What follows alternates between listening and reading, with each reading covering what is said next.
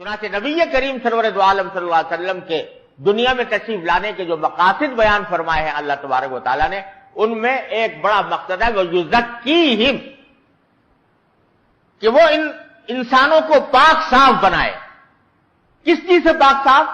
گناہوں سے پاک صاف، شرک سے پاک صاف، بدعات سے پاک صاف، برے اخلاق سے پاک صاف، اور اچھی عادتیں ان کے اندر پیدا کریں۔ تو زکوٰۃ کے ایک معنی یہ ہے۔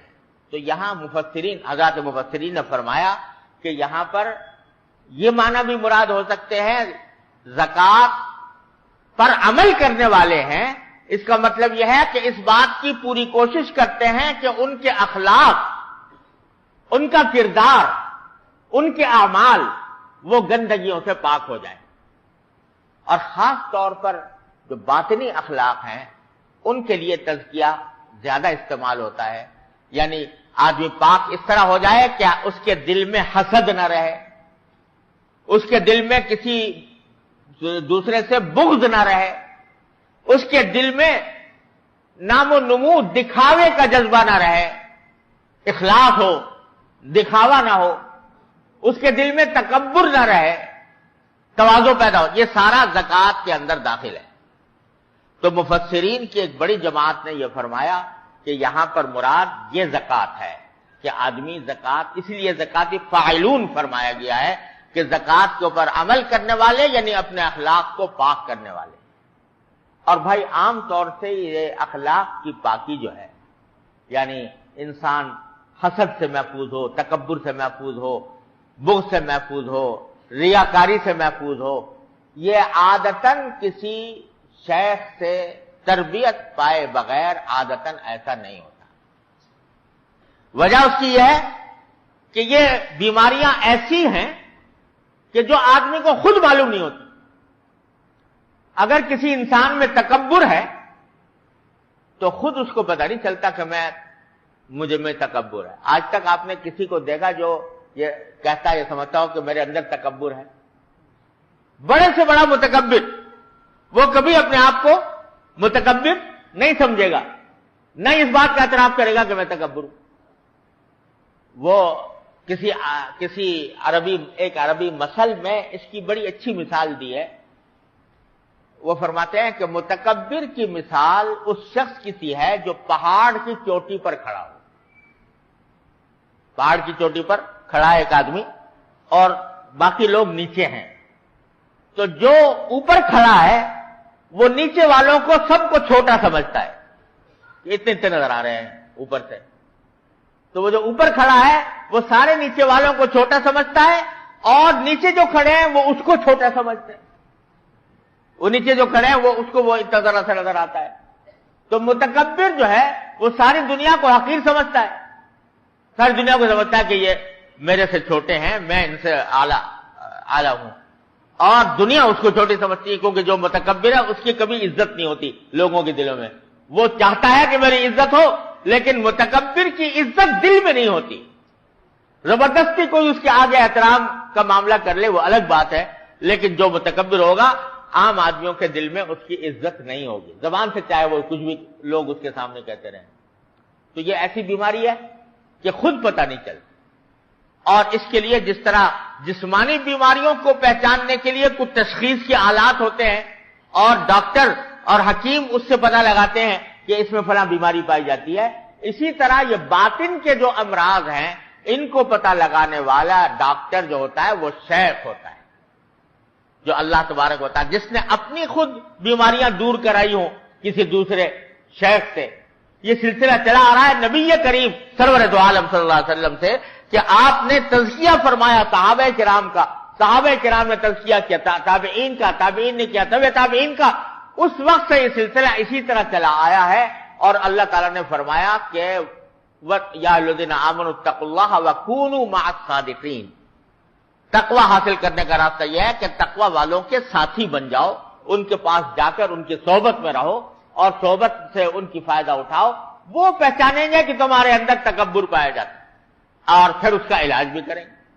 اگر حسد پایا جائے وہ پہچانیں گے کہ حسد پایا جاتا ہے، اس کا علاج کریں گے۔ ریاکاری پائی جاتی ہے، اس کا علاج کریں گے۔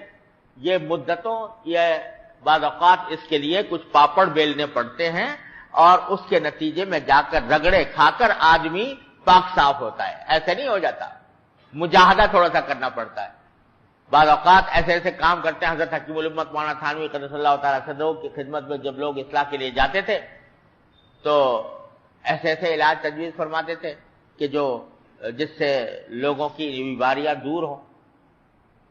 کسی کو کہہ دیا کہ بھائی دیکھو, نماز کے بعد کھڑے ہو کر یہ اعلان کیا کرو کہ بھائیو میرے اندر تکبر کی بیماری ہے, دعا کرو کہ اللہ تعالیٰ میری اس بیماری دور کر دے. تو جو آدمی کھڑے ہو کر مجمع میں یہ کہے گا کہ یا اللہ کہ میری اندر تکبر کی بیماری ہے, مسلمان بھائیو میری تکبر کی بیماری دور ہونے کے لیے دعا کر دو, تو تکبر تو اسی لمحے خاک میں مل جائے گا. ایسا علاج کر دیتے. کبھی کسی کو کوئی یہ کہہ دیا کہ آپ جا کر جوتے سیدھے کیا کرو, مسجد میں جتنے لوگ آتے ہیں ان کے جوتے سیدھے کیا کرو. اس طرح کے علاج کر دیے. اور ہر زمانے کے لحاظ سے, ہر مزاج اور طبیعت کے لحاظ سے مشائخ جو ہیں مختلف علاج تجویز کرتے رہتے ہیں. بعض اوقات آسان, بعض اوقات تھوڑی سی مشکل, لیکن ان مشکلات سے گزرنے کے بعد اللہ تعالیٰ کے فضل و کرم سے آدمی کو بیماریوں سے نجات مل جاتی ہے. اب میں آپ سے ایک ویسی مثال کے طور پر کہتا ہوں, مجھے تو الحمدللہ بزرگوں کی خدمت پہ حاضری کی سعادت تو حاصل ہوئی, مگر رہے ویسے جو ویسے ہی. لیکن میں بتا رہا ہوں کہ کس طرح بزرگ جو ہیں وہ لوگ سمجھتے ہیں کہ یہ بزرگوں کے پاس جا کر کچھ وظیفے حاصل کر لیے جاتے ہیں اور وہ وظیفے پڑھنے کا نام جو ہے وہ پیری مریدی رکھ لیا ہے. اصل جو مقصود ہوتا ہے وہ ان بیماریوں کا علاج ہے. میں جب حضرت مولانا حضرت عارفی قدس اللہ تعالیٰ سرہ کی خدمت میں حاضر ہوا بیعت کے لیے, میں اور میرے بڑے بھائی, تو کچھ ہی دنوں کے بعد انہوں نے ہم پر یہ پابندی لگا دی تھی 10 سال تک کوئی واعظ نہیں کہنا, کوئی تقریر نہیں کرنی. اب لوگوں کی دعوتیں آ رہی ہے, بلایا جا رہا ہے, اصرار ہو رہا ہے, لیکن حضرت کی طرف سے ممانعت, کوئی تقریر نہیں کرنی. 10 سال یہ پابندی رکھی گئی ہے, اور 10 سال تک کبھی غیر ملک سے دعوت آ رہی ہے, کبھی پاکستانی سے دعوت آ رہی ہے, کبھی کہیں بلایا جا رہا ہے وعظ اور تقریر کے لیے, لیکن حضرت کی طرف سے پابندی ہے. الحمدللہ وہ 10 سال اسی پابندی کے حالت میں گزارے, اور الحمدللہ اس کا عجیب نفع محسوس ہوا, عجیب فائدہ اس کا محسوس ہوا, بے شمار فوائد تھے. اب میں آپ سے کیا عرض کروں. لیکن مثال اس لیے دی کہ یہ نہیں کہ بس وظیفے بتا دیے کہ صبح کو یہ تسبیح پڑھ لیا کرو, شام کو یہ تسبیح پڑھ لیا کرو. کسی سے اصلاحی تعلق قائم کرنے کا اصل مقصود اپنی بیماریوں کا علاج ہوتا ہے. اب وہ بیماریوں کا علاج کرنے میں بعض اوقات کچھ پابندیاں بھی برداشت کرنی پڑتی ہیں. تو جب پابندیاں برداشت کیتی ہیں تو قال را بگزار صاحب حال شو, پیش مردے کا ملے پامال شو. جب آدمی پامال ہوتا ہے کسی اللہ والے کے پاس, پھر اللہ تبارک و تعالیٰ اپنا کرم فرما دیتے ہیں اور کچھ نہ کچھ علاج اس کا ہو جاتا ہے.